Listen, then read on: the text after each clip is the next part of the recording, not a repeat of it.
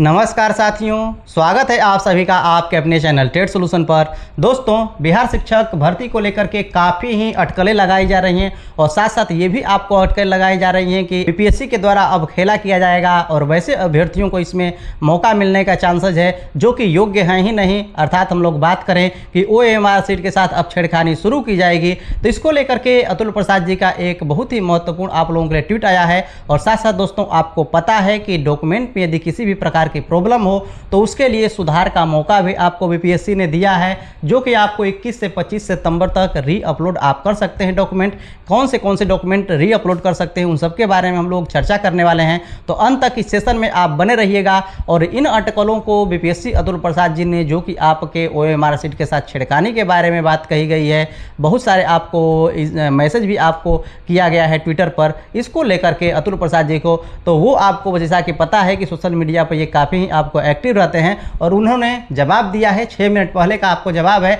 तो क्या कुछ इनका कहना है उसके बारे में आप समझिए और जानिए। यहाँ पर इनका कहना है कि why are candidates ask to write their roll numbers and also to darken the circle obviously so that cross verification can be done in case any mistake is detected in their roll numbers on scanning to call it as correction or tampering with the OMR is preposterous. तो दोस्तों, इसका सीधा सीधा अर्थ ये है कि इनका कहना है कि हमने काला टीका क्यों लगाया और रोल नंबर हमने उसमें क्यों डलाया। इसका सीधा सीधा बात है कि हम क्रॉस वेरिफिकेशन में पकड़ सकें और वैसे अभ्यर्थियों को पकड़ सकें जो कि आपको यदि गलत भी कर दिए हैं रोल नंबर वगैरह, ठीक है ना, तो उनको आपको क्रॉस वेरिफिकेशन में बाहर न किया जा सके, क्रॉस वेरिफिकेशन करके उनको भी आपको अंदर लिया जा सके, ये पता लगाने के लिए ऐसा कुछ आपको किया गया है। सीधा सीधा ये बात आपको है। तो इसे आप हिंदी में भी समझ सकते हैं कि क्या कुछ आपका कहना है। अभ्यर्थियों को अपना रोल नंबर लिखने और गोले को काला करने के लिए क्यों कहा जाता है? जाहिर है ताकि स्कैन करने पर उनके रोल नंबर में कोई गलती पाए जाने पर क्रॉस वेरिफिकेशन किया जा सके। और जैसा कि आपको पता है, एग्जाम में जो भी आपको अभ्यर्थी हैं वो बैठते हैं तो एक सिस्टम से बैठते हैं और उनका जो पर्चा आपको लिया भी जाता है OMR सीट, तो वो एक सिस्टम से ही आपको, जिस सिस्टम से उनको बढ़ता है रोल नंबर सारे के सारे आपको अंकित होते हैं और उसी तरीका से उनका जो OMR सीट है वो आपको इकट्ठा भी किया जाता है। तो यहाँ पर रोल नंबर में कोई गलती पाए जाने पर क्रॉस वेरिफिकेशन किया जा सके, इसे OMR के साथ सुधार या छेड़छाड़ कहना बेतुका है। बहुत सारे लोगों का ये है कि OMR सीट के साथ छेड़छाड़ होगी और साथ साथ इसमें आपको वैसे अभ्यर्थियों को लिया जाएगा जो कि अयोग्य हैं। अर्थात OMR सीट में गोला रंग करके उनको भी आपको जगह मिल जाने वाली है। और इस बात का अतुल प्रसाद जी ने आपको खंडन किया है। और साथ साथ आपको पता ही है कि डॉक्यूमेंट में किसी भी प्रकार की यदि हम लोग बात करें, यदि त्रुटि है तो उसे आप सुधार सकते हैं। कैसे सुधार सकते हैं? तो दोस्तों, आपको कौन से डॉक्यूमेंट यदि सुधरेंगे उसके बारे में हम लोग बात करें तो यहाँ पर आप देख सकते हैं कि ये ऑफिशियल बीपीएससी का आपको लेटर आया है, ठीक है ना। आपको कल भी इसके बारे में मैंने आपको बताया था। और ये आपको सुधार की तिथि के बारे में बात करें तो 21/9/2023 से 25/9/2023 की आपको सुधार की तिथि है। आपको क्या कुछ है, 1 से 5 में सम्मिलित अभ्यर्थियों के अपलोड किए गए दस्तावेज यदि त्रुटिपूर्ण या अपठनीय है, वो अपलोड किए गए दस्तावेज के बारे में दोस्तों यहाँ पर नहीं कहा गया। अर्थात कोई भी दस्तावेज के बारे में आप समझ सकते हैं, क्योंकि यहाँ पर वो दस्तावेज के बारे में इन्होंने कहा ही नहीं है कि कौन कौन से दस्तावेज।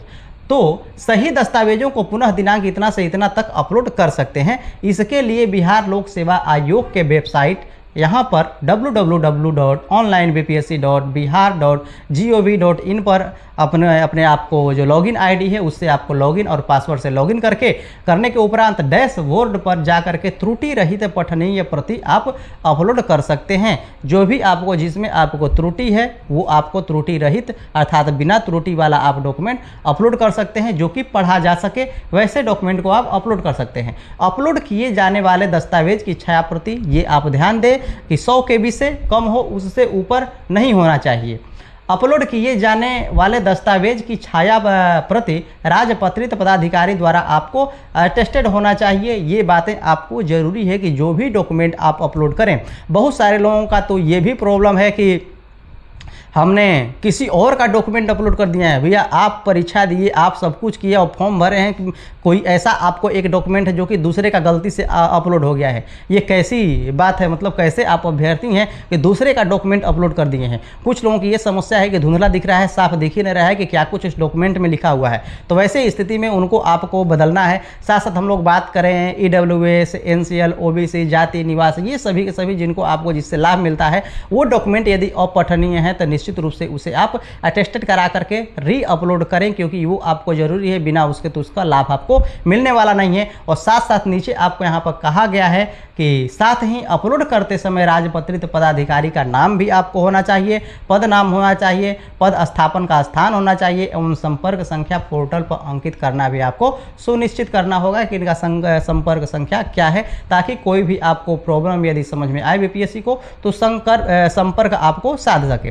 तो दोस्तों ये कुछ आपको हैं। तो डॉक्यूमेंट यदि आपके ऐसे भी डॉक्यूमेंट हैं जो कि दूसरे के हैं, या फिर आपके मार्कशीट है, मार्कशीट के आपको सर्टिफिकेट अपलोड करना है, आपने मार्कशीट अपलोड कर दिया है, तो उस स्थिति में भी आप डॉक्यूमेंट को इंटरचेंज कर सकते हैं। लेकिन दोस्तों यदि सर्टिफिकेट के जगह पर मार्कशीट आप अपलोड कर दिए हैं तो उसको इंटरचेंज करने की कोई ज़रूरत नहीं है, क्योंकि नाम वगैरह सब कुछ आप ही का है। आप डॉक्यूमेंट वेरिफिकेशन में सर्टिफिकेट और मार्कशीट दोनों लेकर के जाइए, आपको कोई दिक्कत नहीं होने वाली है, क्योंकि आपको वहाँ से आप चाहें तो इंटरचेंज भी कर सकते हैं, उसके जगह पर इसे भी आप अपलोड कर सकते हैं। क्योंकि आपको बीपीएससी का सीधा सीधा आपको बात करना है कि जो भी दस्तावेज आपको त्रुटिपूर्ण है, तो ये तो आपको त्रुटिपूर्ण नहीं है, लेकिन वहाँ पर आपको ज़्यादातर सर्टिफिकेट ही आपको मांग की गई थी, तो सर्टिफिकेट आपको अपलोड करना आवश्यक है।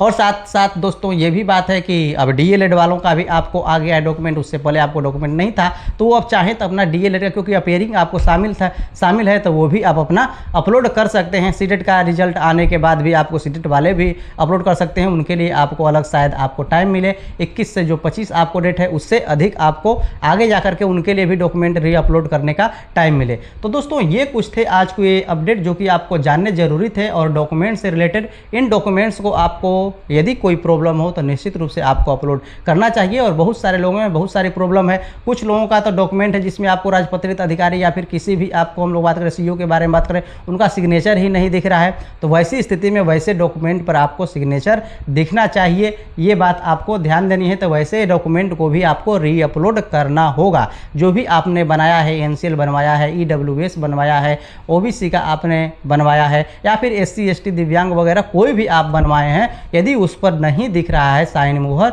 तो उसको आपको दिखाना पड़ेगा, क्योंकि बिना वो दिखे हुए बीपीएससी उसे मान्य नहीं करेगा। इसीलिए ये आपको 4 दिन का मौका दिया है। तो अब आपको करना क्या है, जो भी डॉक्यूमेंट में आपको प्रॉब्लम है ये काम आपको कर देना है। और जब से आपको ये 21 से आप अपना डॉक्यूमेंट अपलोड कर सकते हैं, तो ये काम आप जरूर करें।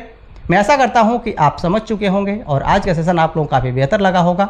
यदि बेहतर लगा है तो लाइक से सब्सक्राइब करना नहीं भूलिएगा, जरूर कर दीजिएगा। चलिए मिलते हैं नेक्स्ट सेशन में। आज अभी के लिए इतना ही। देखने के लिए धन्यवाद।